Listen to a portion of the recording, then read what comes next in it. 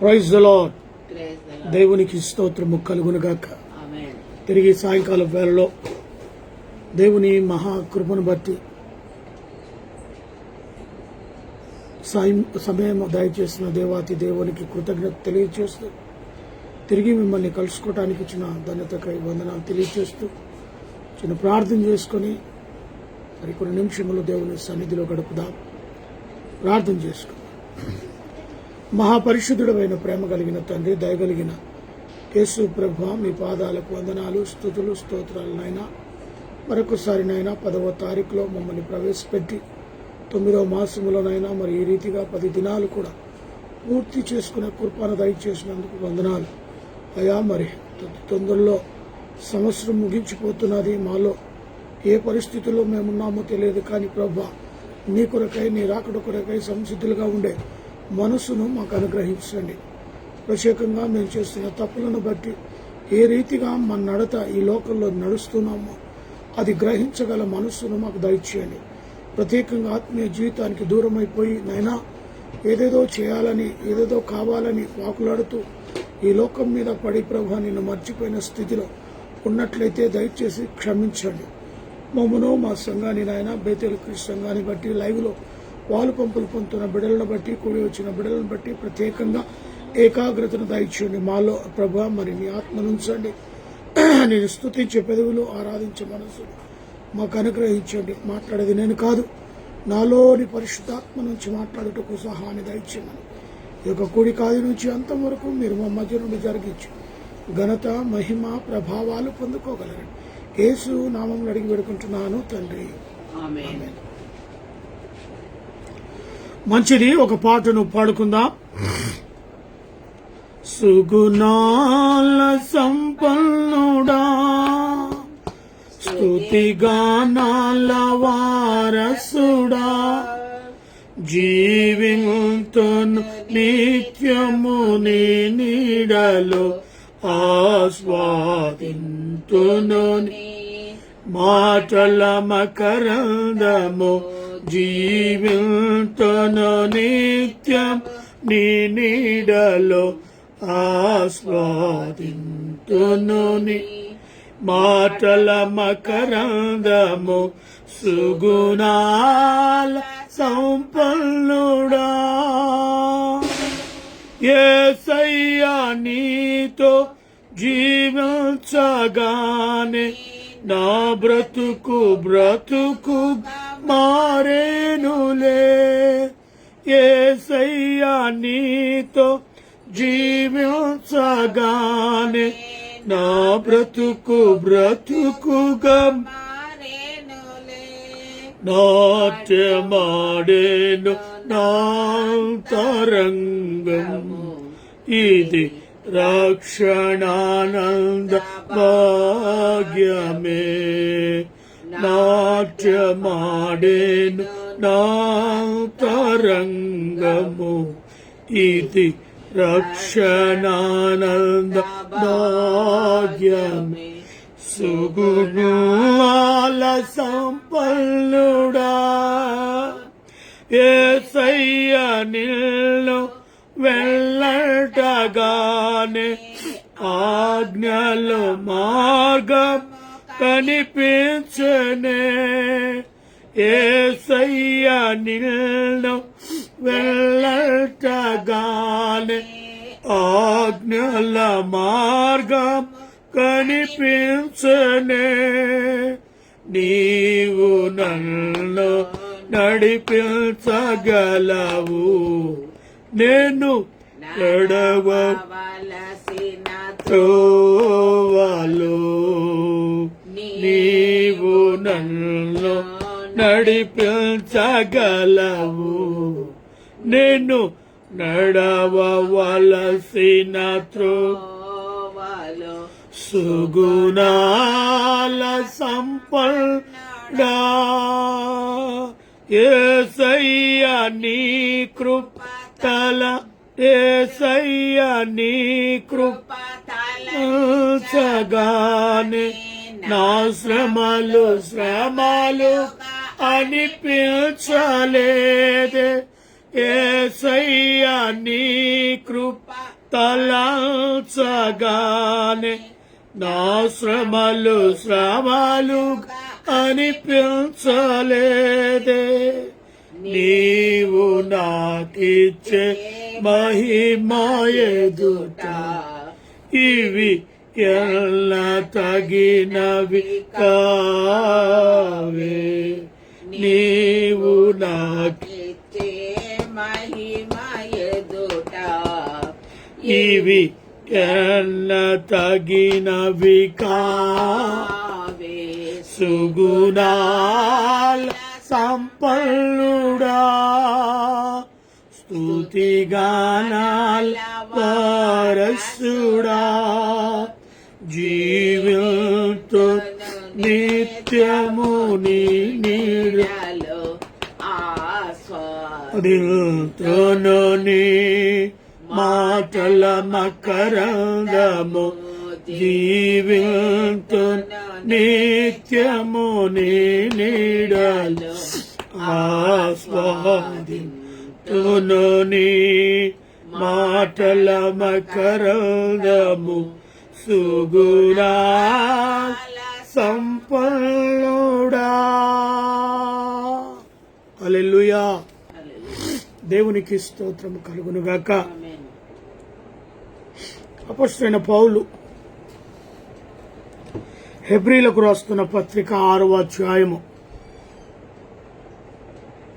అధ్యాయం మనము చదువుతూ దాని గురించి వివరణ తీసుకుందాం.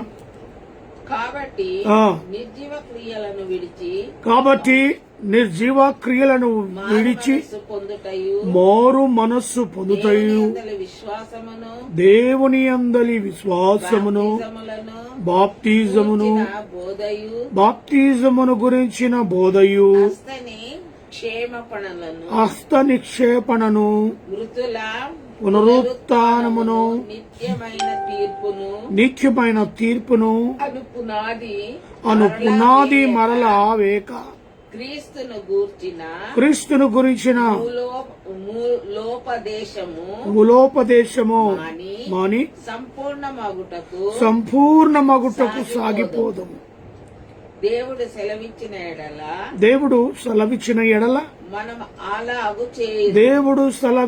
ఎడల మనము అలాగూ మరి చేయుదము. ఒక్కసారి వెలిగించబడి పరలోక సంబంధమైన వరమును రుచి చూచి ఆ పాలివారై దేవుని దివ్య వాక్యమును రాబోవు యుగ సంబంధమైన శక్తుల ప్రభావమును అనుభవించిన తర్వాత తప్పిపోయిన వారు తమ విషయంలో దేవుని కుమారుని మరలా సిలువ వేయచ్చు బహుతముగా అవమానపరుస్తున్నారు గనుక మారు మనసు పొందినటువంటి వారిని మరలా నూతన పరచుట అసాధ్యము. ఇక్కడ 6 వచనాలు మనం చదువుకున్నాం. ఈ 6 వచనాల్లో 4వ వచనం నుంచి మనం చూసినట్టయితే, ఒక్కసారి వెలిగించబడి పరలోక సంబంధమైన మర్మమును రుచి చూచి పరిశుద్ధాత్మతో పాలివారమై దేవుని వాక్యమును రాబోవు యుగ సంబంధమైన శక్తుల ప్రభావమును అనుభవించి తరువాత తప్పిపోయిన వారు తమ విషయములు దేవుని కుమారులమని మరల సిలువ వేయుచు. ఎంత ఘోరమైన పద్ధతిలో ఈ వాక్యాన్ని మనం చూస్తున్నాం. చాలా మంది దేవుని సన్నిధిలో ఒక్కసారి వెలిగించబడుతూ ఉన్నారు. దేవుని మహాకృపను బట్టి పిలుపు అందరికీ వస్తుంది. దేవుని పిలుపు అందుకున్న వారు దేవుని యొక్క స్వరాన్ని విని ఈ లోకాన్ని విడిచేదాకా నమ్మకంగా జీవిస్తారు. దేవుని ఈ లోకంలో మనల్ని నిలబెట్టినప్పుడు పాపిగా ఉన్న మనల్ని దేవుడు తన బిడ్డగా చేర్చుకున్న తర్వాత ఈ లోక సంబంధం నుంచి మనం వేరు చేయబడతాం. పరిశుద్ధంగాను పవిత్రంగాను ఈ లోకంలో జీవించటానికి ఇష్టపడతాం. శ్రమలు వచ్చినా, కష్టాలు వచ్చినా, దుఃఖం వచ్చినా, అప్పుల బాధలు వచ్చినా, ఏదొచ్చినా క్రీస్తును విడిచి పెట్టకుండా జీవించటానికి మనము దేవుని ఎదుట నిలబడి ప్రమాణం చేస్తాం, దేవునికి మాటిస్తాం. అద్భుతమైన సాక్ష్యాలను అనేకమైన విశ్వాసుల ఎదుట సాక్ష్యం ఇస్తాం. ఒక్కసారి వెలిగించబడిన మనము మన నిజ జీవితాన్ని వెనక తట్టుకు మలిపి మర్చిపోతాం. మన జీవించే జీవితం ఇది కాదు.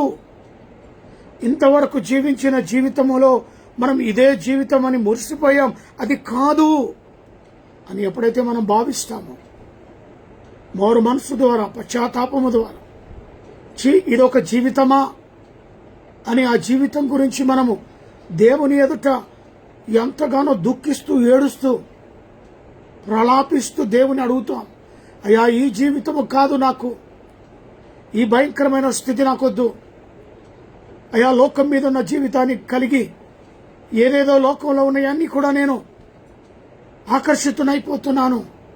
నాకు ఆ లోకము ఇచ్చే జీవితం నాకు అక్కర్లేదు. నేను పరిశుద్ధంగాను పవిత్రంగాను ఈ లోకంలో నీకు మాత్రమే కుమారునిగా, కుమార్తెగా జీవించటానికి ఇష్టపడుతున్నాను ప్రభువా, నా పాపములను మీరు క్షమించండి అని అడుగుతావు చూడు. ఆ జీవితము ఒక్కసారి వెలిగించబడుతుంది. ప్రతి ఒక్కరికి దేవుని స్వరము వినపడుతుంది. ప్రతి ఒక్కరు కూడా మరి ఆ యొక్క స్వరాన్ని విని వారి మనస్సును మార్చుకుంటారు, వారి జీవితాలను మార్చుకుంటారు.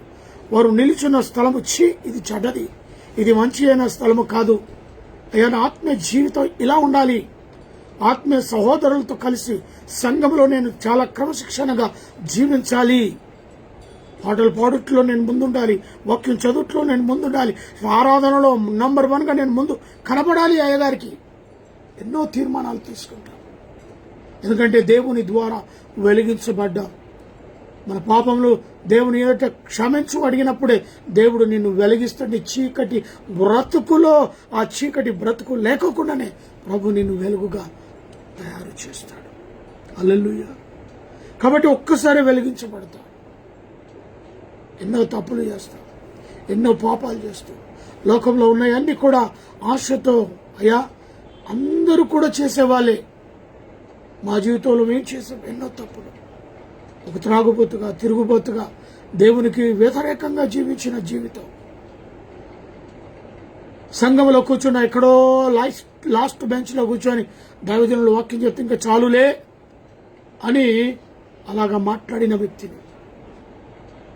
మరి తానే ఎప్పుడైతే ఆయన స్వరాన్ని వినానో ఆ చీకటి బ్రతుకు దేవుడు పులి స్టాప్ చేశాడు. ఇది కాదు నువ్వు జీవించే జీవితం, ఇగో ఈ రీతిగా నువ్వు మారాలి. అప్పటికి వాక్యం తెలియదు, ప్రార్థన తెలియదు, ఏదో నామకార్థంగా ఒక దైవజనుని కుమారుని ఉండి కూడా నామకార్థంగా చర్చికి వెళ్తూ తిరిగి నా పనిలో నేను ఉండిపోయేవాని. మరి అది కాదు. ఎప్పుడైతే దేవుని స్వరాన్ని విన్నాను అప్పుడే చీకటి బ్రతుకును దేవుడు తీసివేశాడు. త్రాగుబోతుగా, తిరుగుబోతుగా వాటికి పులి స్టాప్ దేవుడు పెట్టాడు, వెలిగించాడు. 10 మందిలో ఎక్కడున్నా ఫలానా ఎంఎస్కే రాజ్, ఎస్ ఆయనలో మార్పు ఉన్నది, ఆయన మారినట్టుగా నేను చూశాను. ఇదివరకున్న జీవితం అతనిలో లేదు. ఒక త్రాగుబోతుగా, తిరుగుబోతుగా ఆయన్ను మేము చూసాం. ఎన్నో మార్లు మాతో కూడా కూర్చొని తాగిన వ్యక్తిగా మేము ఆయనను గమనించిన, కానీ ఇప్పుడు ఆయనలో మారు మనస్సు వచ్చింది. ఆయనలో ఈ యొక్క త్రాగుడు కానీ, ఆయన ఈ యొక్క త్రాగుబోతులతో కానీ, ఆయన ఈ తిరుగుబోతులతో కానీ అన్నాడు కూడా మాకు కనపడలేదు. ఎందుకనగా లోకంలో ఒక్కసారి వెలిగించబడతాం. 2007లో వెలిగించాడు దేవుడు. ఆనాటి నుండి 2025 చూడండి, ఆలోచన చేయండి. మాటికి వెలిగించటానికి మరి చీకటి బ్రతుకులో ఉంటారు. ఆ విధంగా కూడా తప్పిపోయిన వారు 7 మార్లు కూడా పడిపోయినా తిరిగి ప్రభు లేపుతాడు అనేది అది ఎంత నమ్మకం. అలా కూడా తప్పిపోయిన వారు కొందరు ఉన్నారు. కానీ నా జీవితం ఎలా జరుగుతుంది ఈ లోకంలో? దేవుని చేత పిలువబడిన మనము, దేవుని చేత క్షమించబడిన మనము ఇంకా పాపములోనే ఉన్నామా? ఇంకా లోకములోనే జీవిస్తున్నామా? ఆలోచన ఐదో వచనం దేవుని వాక్యమును రాబో యుగ సంబంధమైన శక్తులకు ప్రభావంను అనుభవించి తర్వాత తప్పిపోయిన వారు తమ విషయంలో దేవుని కుమారుని మరలా సిలువ వేయుచు బహుటంగా అవమానపరుచు గనక మారు మనసు పొందినట్టు అటు వారిని మరలా నూతన పరచుట అసాధ్యం. తిరిగి వారిని నూతన పరచడం, ఒకసారి వెలిగించిన తర్వాత తిరిగి తప్పిపోతారు. ఆ తప్పిపోయినోడిని మాటి మాటికి మరలా యేసును సిలువ వేస్తూనే ఉంటారు. వాళ్ళు యేసు ప్రభు ఒకనాడే సిలువ వేశారు, కానీ ఈ తప్పిపోయిన వ్యక్తుల ద్వారా అనేకులు ఎదుట మొన్నటిదాకా ఆలయానికి వచ్చేవాడు, మొన్నటిదాకా పాటలు పాడేవాడు, మొన్నటిదాకా స్తుతి ఆరాధనలో ఉండేవాడు, మొన్నటిదాకా వాక్యాన్ని చదివేవాడు, ఏంటి ఈ రీతిగా మరలా ఇప్పుడు నిన్ను చూసి వారు మరలా ప్రభును సిలువ వేస్తారు. ఓహో, క్రైస్తవ జీవితం అంటిదా? ఒకసారి అండ్లకి వెళ్ళిపోవచ్చు, ఒకసారి తిరిగి లోకానికి రావు. ఇదా చూసారా? నీ వలన సిలువ తిరిగి ప్రభును వేయడం జరిగిందని గమనించు. తప్పిపోయిన వారు మరల విషయంలో దేవుని కుమారుని మరల సిలువ వేస్తున్నట్టే. వెలిగించబడిన మనము అందరూ వెలిగిగా చూశారు. తిరిగి నువ్వు తప్పిపోయినది గమనించినట్టే తిరిగి సిలువ వేస్తున్నట్టే. మారు మనసు పొందినట్టు అటు వారు మరల నూతన పరచుట అసాధ్యం అంటున్నాడు. చూసారా? మళ్లీ వారిని నూతన పరచడం, మళ్లీ వారిని వెలిగించడం. ఎందుకంటే వారు అనుభవపూర్వకంగా ఉన్నవారే తప్పిపోయారు. ఇంకా వారి పని అంతా ఏంటి తెలుసా? దేవుని సిలువ వేయడమే. కాబట్టి అటువంటి వారిని మరలా నూతన పరచడం, మరలా వెలిగించడం అసాధ్యము అంటారు. ఒకవేళ అలాంటి పొజిషన్లో నా ప్రియ సహోదరి సహోదరులారా మీరున్నారేమో. మనల్ని మనమే ప్రశ్నించుకుందాం. ఒకటి చెప్పాల్సిన పని లేదు. మొన్నటిదాకా ఎలా ఉన్నాను, ఇప్పుడు ఎలా జీవిస్తున్నాను? నిన్ను నువ్వే ప్రశ్నించుకుంటే సమాధానం నీకే అర్థమవుతుంది. ఎట్లనగా భూమి తన మీద తరచుగా కూర్చు వర్షమును త్రాగి ఎవరి కొరకు వ్యవసాయము చేయబడెనో వారికి అనుకూలమైన పైరును ఫలించుచు దేవుని ఆశీర్వాదము పొందును. ఎస్, ఇక్కడ ఎవరి కొరకైతే వర్షము భూమి మీద తమ తరచుగా కుర్చు వర్షము తాగి, మరి ఎవరికి అవసరం? అది వ్యవసాయకులకు అవసరం. మళ్ళీ భూమి నుంచి వర్షం పైకి వెళ్ళిపోతుంది ఆవిరిలాగా. అదే ఆవిరి పైన జమ మళ్ళీ ఏమవుతుంది? వర్షంలా కురుస్తుంది. మరి అది ఎందుకు తెలుసా? దేవుని ఆశీర్వాదం. భూమిలో ఫలించు ఆ మొక్కలు, ఫలించు విత్తనాలు, ఫలించు ఏదైతే ఫలభరితమైన విత్తనాలు ఉంటాయో అవన్నీ కూడా తిరిగి ఫలించాలి. తద్వారా దేవుని ఆశీర్వాదం మనం పొందుతాం. ఒకవేళ వేసిన ఆ వరి కానీ, మరి జొన్న కానీ, రకరకాలైన కందులు కానీ, ఏమైనా కానీ అవి మొలగకపోతే, అవి ఒకవేళ తిరిగి పంట ఇవ్వకపోతే ఎంత నష్టపోతాడో అది వ్యవసాయకునికి, ఆ వ్యవసాయకుడు చేసిన పంటను బట్టి ఆయనకు మాత్రమే అర్థమవుతుంది. ఈరోజు ఆత్మలో నిన్ను నిలబెట్టిన దేవునికి నువ్వు ఆత్మలో తిరిగి వెనకకు వెళ్ళిపోయి దేవుని మాటి మాటికి మరలా సిలువ వేస్తున్నావు చూడు, అది ఆయనకు మాత్రమే తెలుస్తుంది. ఆయనే వ్యవసాయకుడు, ఆత్మలో నిన్ను వెలిగించాడు.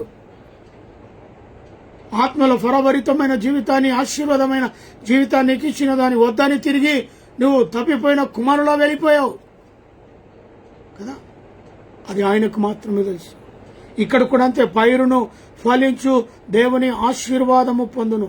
కాబట్టి ఆ యొక్క పైరు తిరిగి వర్షము భూలోకం మీద, భూమి మీద కూర్చున్నప్పుడే ఆ విత్తనం మొలుస్తుంది, ఆ విత్తనం ఆశీర్వదించబడుతుంది, ఆ పంట ఆశీర్వదించబడుతుంది, ఆ వ్యవసాయకునికి రెట్టింపు ఘనతను తెస్తుంది.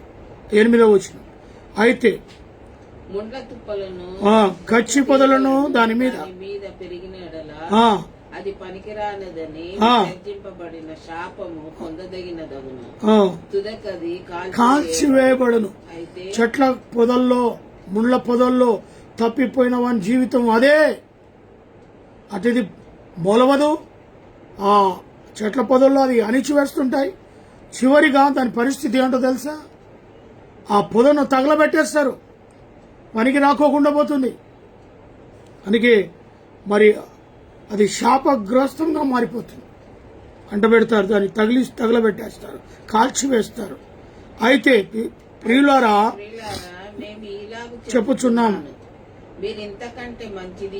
మీరు ఇంతకంటే మంచిదియు రక్షణకరమైనదై ఉన్న స్థితిలోనే ఉన్నారని రూఢిగా నమ్ముచున్నాము. ఎస్, ఈ రక్షణ అనుభవంలోనే మనం ఉన్నాము అని గ్రహించాలి.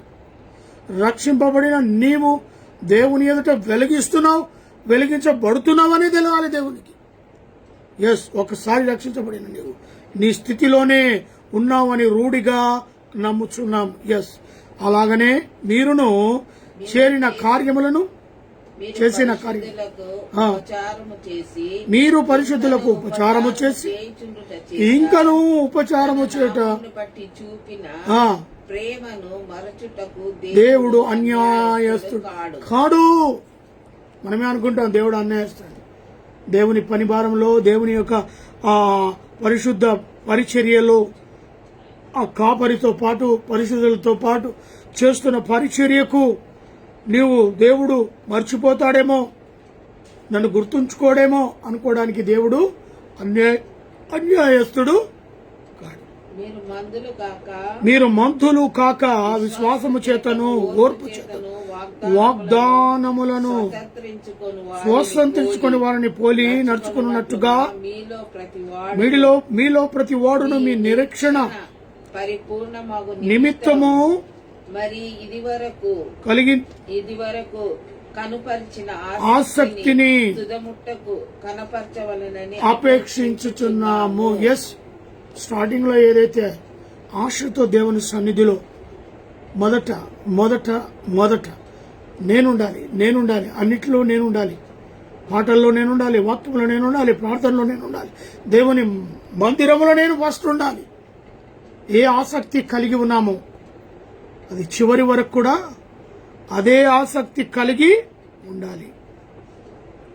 మరి అది పరిపూర్ణమగు నిమిత్తము మీరు ఇది వరకు కనపరిచిన ఆసక్తిని తుదమట్టుకు కనపరచవాలని అపేక్షించుచున్నాను, నేను అనుకొనుచున్నాను. అదే ఆశ, అదే మరి దేవుని ఎదుట ఉన్న పరిగెత్తడం. అది ఎప్పటి వరకు? మరి తుద వరకు. అప్పటి వరకు దేవుని గురించి అలాగనే ఉంటావని దేవుడు భావిస్తున్నాడు. ఆ తర్వాత దేవుడు అబ్రహామునకు వాగ్దానం చేసినప్పుడు తన కంటే గొప్ప కార్యాలతో అని ప్రమాణము చేయలేక గనుక నేను నిన్ను అభివృద్ధి పొందింతును అని చెప్పాను. దేవునికి స్తోత్రం. ఎవరితో మాట్లాడుతున్నాడు? ఇది అబ్రహాముతో దేవుడు వాగ్దానము చేసి నిశ్చయముగా నిన్ను అభివృద్ధి పొందును. కాబట్టి దేవుడు అబ్రహాము గారిని ఆశీర్వదించినప్పుడు ఆయన వయస్సు పైబడిపోయింది, కుమారుణ్ణి ఇస్తున్నాడు. వృద్ధాప్యంలో దేవుడు శారమ్మను అబ్రహామును దీవించాడు, ఆశీర్వదించాడు. ఎందుకంటే ఏ గొప్ప వానితోడు అని ప్రమాణము చేయక పోయాను గనుక తనతో కూడా అతని ప్రమాణము చేసి నిశ్చయముగా నేను నిన్ను ఆశీర్వదింతును. మన పితరుడైన అబ్రహామును దేవుడు ఆశీర్వదించాడు. ఆయన ఎంతో ఓర్పుతో ఓపికతో దేవుని వైపే గురి పెట్టి దేవుడిచ్చి బహుమానము కొరకు ఏచి చూచాడు. నిరీక్షణ ఉన్న దేవునిపై. కాబట్టి నిశ్చయముగా నిన్ను అభివృద్ధి పొందింతును అన్నాడు అని చెప్పాడు. ఆ మాట నమ్మి అతడు ఓర్పుతోనూ సహించి ఆ వాగ్దానము ఫలము పొందెను. మనుషులు తమ గొప్పవాని తోడు అని ప్రమాణము చేతురు. ప్రతి వివాదములోను వినాదాశములను పరిష్కారము చేయనది ప్రమాణమే. ఈ విధముగా దేవుడు తన సంకల్ప నిశ్చలమైనవి ఆ వాగ్దానమునకు వారసులైన వారికి మరి నిశ్చయముగా కనపరచవలనని ఉద్దేశించిన వాడై తాను అబద్ధము ఆడజాలని అబద్ధం ఆడజాలని నిశ్చలమైన 2 సంగతులను బట్టి మన ఎదుట ఉంచబడిన నిరీక్షణను ప్రమాణము చేసి వాగ్దానమును దృఢపరిచెను. ఈ నిరీక్షణ నిశ్చలమును స్థిరమునై మన ఆత్మకు లంగరుల వలె నుండి తెరలోపల ప్రవేశించుచున్నది. నిరంతరము మెల్కనేదుకు క్రమము చొప్పున ప్రధాన యాజకుడైన యేసు అందులోనికి మనకంటే ముందుగా మన పక్షమున ప్రవేశించెను చేశాను. కాబట్టి ఇక్కడ మనం గమనిస్తే 15వ వచనంలో అతడు మరి ఆ మాట నమ్మి అతడు ఓర్పుతో సహించి ఆ వాగ్దాన ఫలమును పొందాను. దేవుడిచ్చిన వాగ్దానం ఒకవేళ నీతో దేవుడు కలల ద్వారా దర్శనాల ద్వారా మాట్లాడి ఇంతవరకు పని కాకపోయినా ఓర్పు ఉండాలి, సహనం ఉండాలి. ఓర్పు సహనముతోనే 100 ఏళ్ల దాకా అబ్రహాం గారు చూశారు. ఎప్పుడో మాట ఇచ్చాడు, ఆ మాట నెరవేర్చడానికి ఆయనలో ఎంతో ఓర్పు, ఎంతో సహనం. దేవుని ఎదుట నా ప్రియ సహోదరి సహోదరుడు, మనము కూడా అలాంటి ఓర్పు కలిగి, అలాంటి నెమ్మది కలిగి, అలాంటి వాగ్దాన ఫలమును పొందాలి. మనుషులు మరి తమ కంటే గొప్పవానితో అని ప్రమాణం చేస్తారు, దేవునితోడంటారు. ఏమంటారు? గొప్పవాడెవరు మనకంటే? దేవుడే. దేవునితోడని ప్రమాణం చేస్తారు. వారి ప్రతి వివాదములోనూ వివాద వంశమును మరి ప్రమాణం చేస్తారు. మరి ఆ యొక్క ప్రమాణం దేవుని ఎదుట వారు మనుషులే కానీ దేవునితో ప్రమాణం చేస్తారు. కానీ ఇక్కడ వాగ్దానము చేసిన దేవుడు మనము నమ్మదగిన దేవుడుగా భావించాలి. వాగ్దానము చేసిన ఆ మాట నమ్మదగినదిగా ఉన్నది. కాబట్టి అతడు ఎంతో ఓర్పుతో సహించి ఆ వాగ్దానమును పొందాడు. మరి మనము అలాగనే ఆ ఓర్పు, ఆ సహనము కలిగితేనే దేవుని వాగ్దానాన్ని నెరవేర్చుకుంటాడు.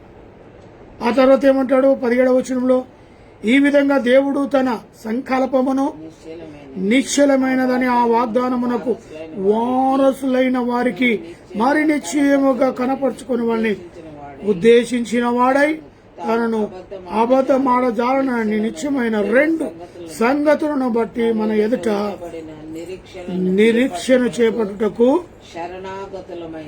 మనకు బలమైన ధైర్యమును కనపరుచున్నట్లు ప్రమాణము చేసిన వాగ్దానము దృఢపరచండి. దేవునికి స్తోత్రం. ప్రమాణము చేసిన వాగ్దానాన్ని ఏం చేశాడు? దృఢపరిచాడు. అది అబ్రహాం గారి జీవితంలో జరిగింది. ప్రమాణము చేసిన వాగ్దానము దృఢపరిచాడు.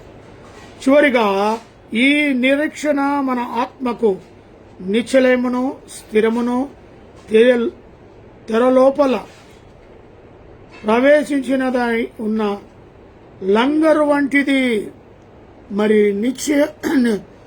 నిరంతరమును మెలికిసెదెకున క్రమములో చేరిన ప్రధాన యాజకుడైన యేసు మనకంటే ముందుగా మన పక్షమున తెరలో ప్రవేశించాను. దేవునికి స్తోత్రం. మరి మనకంటే ముందుగా యేసు క్రీస్తు ప్రభుల వారి తెరలో.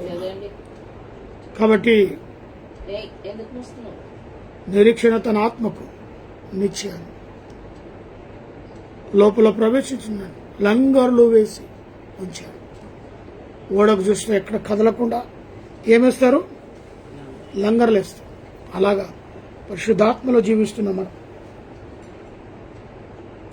అపవాది చెరలోకి వెళ్లకుండా ప్రభు పరిశుద్ధాత్మ అనే లంగర్లతో మనల్ని మరి ఇటు వాక్యాన్ని ప్రభు దీవించి మన యొక్క వినికిడిలో ఆశీర్వదించును గాక.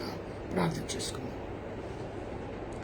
మహాపరిశుద్ధుడు అయిన ప్రేమ కలిగిన తండ్రి, దయగలిగిన యేసు ప్రభు, కొన్ని నిమిషాలు మీరు మధ్యలో ఉండి ఈ చిన్న నాయన మన అనుదిన ఉడికలో మీరు మాతో ఉన్నందుకు స్తోత్రాలు.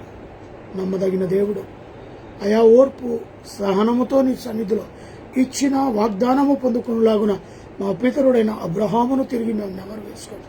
అదే జీవితాన్ని మేము ముందుకు కొనసాగించడానికి సహాయాన్ని దయచేయండి. మాకిచ్చిన వాగ్దానాలను ప్రభ ఓర్పు సహనముతో మరి 9వ మాసం వరకు కూడా మేము ఇంకనూ ఉంటున్నాం. మా జీవితంలో అద్భుతమైన కార్యాలు జరిగించండి. ఒక్కసారి వెలిగించబడిన మా జీవితం తిరిగి ఆరిపోకుండా తప్పిపోయిన కుమారుని వాక మేము వెలక అయా మరి అది అసాధ్యం అంటున్నారు. తిరిగి వెలిగించడం అసాధ్యం అంటున్నాడు. అలాగా మేము వెలకోకుండా నిరంతరం నీ పరిశుద్ధాత్మ చేత నింపబడిన వారమై జీవించలాగునా సహాయాన్ని దయచేయండి. ప్రభా బేతేలు క్రీస్తుగా ఫేస్బుక్ లైవ్ ద్వారా దేశ విదేశాల్లో వర్తమానాన్ని విన్న ప్రతి కుటుంబాన్ని దీవించండి, ఆశీర్వదించండి. మమ్మల్ని మా కుటుంబాన్ని ప్రభా జ్ఞాపకం చేసుకోండి. మా దేశాన్ని ప్రపంచాన్ని ప్రభా మీరు జ్ఞాపకం చేసుకోండి. జరుగుతున్న యుద్ధాలను ఆపివేయండి, భూకంపాలను ఆపివేయండి, మంచు తుఫాను సీజన్లో వచ్చే వ్యాధులను బట్టి వర్షములను బట్టి ప్రార్థిస్తున్నాం. మా రైతు బిడ్డలు పండించిన ప్రతి పంటకు చక్కటి గిట్టుబాటు సహాయం దయచేయండి. ఏకేటోరో నివసిస్తున్న ప్రతి కుటుంబాన్ని ఉషయగూడ డిప్పులు పనిచేసిన తోటి సహోదరుడు ప్రతి వారిని దీవించి ఆశీర్వదించండి. మా రాష్ట్రపతిని, ప్రధానమంత్రులను, ఆయా రాష్ట్రంలో ముఖ్యమంత్రులను, మంత్రులను, గవర్నమెంట్ అధికారులుగా ఉన్న వారిని దీవించండి. మా తెలంగాణ ప్రాంతంలో ఉన్న మా యొక్క సీఎంను, వారి యొక్క పరిపాలన, వారి మంత్రివర్గం, ఆయా గవర్నమెంట్లో పనిచేస్తున్న వారిని అందరినీ కూడా ఆశీర్వదించండి. ఆయా మమ్మను మా కుటుంబాన్ని జ్ఞాపకం చేసుకుని చిన్నపాటి పరిచర్య ఆయా లైవ్ ద్వారా జరుగుతుండగా మరి అనేకులు కూడా వ్యూవర్స్ ఉండేలాగా సహాయాన్ని దయచేయండి. మరి భోగార విషయంలో ప్రభాని సన్నిధిలో ప్రార్థిస్తున్న నిశ్చితం ఏమైనదో జరిగించి ఘనత మహిమ ప్రభావం పొందుకున్నాను. నా తండ్రింటి వారిని, తల్లింటి వారిని, నా రక్త సంబంధులను, స్నేహితులను, క్లాస్మేట్లు, బంధువర్గాన్ని అంతా కూడా నీ కృపలు ఆదరించాను. ప్రత్యేకంగా శ్యామ్ బ్రదర్ గురించి ప్రార్థిస్తున్నాను. మంచి ఆరోగ్య బలమును శక్తిని బిడ్డకు అనుగ్రహించిన వారి కుటుంబాన్ని దీవించి వారి బిడ్డలను ఆశీర్వదించి నేను ఎక్కడికి భద్రపరచండి. ఈ రీతిగా లైవ్లో పాల పంపులు పొందిన ప్రతి బిడ్డను అయా నీ కృపలు ఆదరించమని ప్రార్థిస్తున్నాను. అన్నలను, వదిలినక్క బావులను, బామడుదలను, మరుదులను అయా అదే రీతిగా నాని యొక్క పేరెంట్స్ ప్రత్యేకంగా జ్ఞాపకం చేసుకుని మహిం పొందండి. అయా నాని డోబుని జ్ఞాపకం చేసుకుని మరొక గర్భఫలం దాయిచ్చేయండి. ఇచ్చిన కుమార్తె సుసైన సాత్వికను జ్ఞాపకం చేసుకుని ఆత్మీయ జ్ఞానముల బిడ్డ ఎదుగుటకు నీ కృపలు ఆదరించండి. రాష్ట్రంకి ఇచ్చిన ఆరోగ్య బలం శక్తిని బట్టి వందనాలు. ఇచ్చిన ఆరోగ్య నీ సేవలో బహుబలంగా వాడబట్టకు సహాయం. నాలో ఉన్న బీపీ, షుగర్ సమస్తమైన వ్యాధి బాధలు నిలబెట్టవునైనా మరి షుగర్ హెవీగా ఉంది నైనా మరి దాని ద్వారా ఆ షుగర్ను కంట్రోల్ చేయమని సన్నిధిలో ప్రార్థిస్తున్నాను. బీపీ కంట్రోల్ ఉంటకు సహాయం తెచ్చాను. ప్రత్యేకంగా మరొకసారి అయా మరి పాలిచ్చి వారిని, ఇక్కడనైనా వారిని స్నేహం ప్రత్యేకంగా జ్ఞాపకం చేసుకుని ప్రార్థిస్తూ అయా ఉద్యోగం కొరకు ఎదురు చూస్తున్నప్పుడు, గర్భఫలం కొరకు ఎదురు చూస్తున్న బిడ్డ, అయా ఈ రీతిగా వివాహం కొరకు ఎదురు చూస్తున్న బిడ్డల కోరికలను ఫలింపచేయండి. మరి అయా heart problem, liver problem, kidney problem, మొక్కల నొప్పులు, తరికాల నొప్పులతో, బీపీ, షుగర్ లాంటి జబ్బులతో బాధపడుతున్న వారికి స్వస్థత విడుదల యేసు నామములో కలుగునుగా కానీ ప్రార్థిస్తూ ఈ రాత్రి గల ఆశీర్వాదాలు దీవెన మెండుగా అనుగ్రహించగలను యేసు నామములో అడుగుతున్నాను తండ్రి. మన తండ్రి అయిన దేవుని ప్రేమ, కుమారుడైన యేసుక్రీస్తు కృప, పరిశుద్ధాత్మ నేను సహావాసమైన ఇప్పుడు నువ్వు ఎల్లప్పుడు సదాకాలము తోడైనడే ఉండును గాక. ఆమేన్. Praise the lord.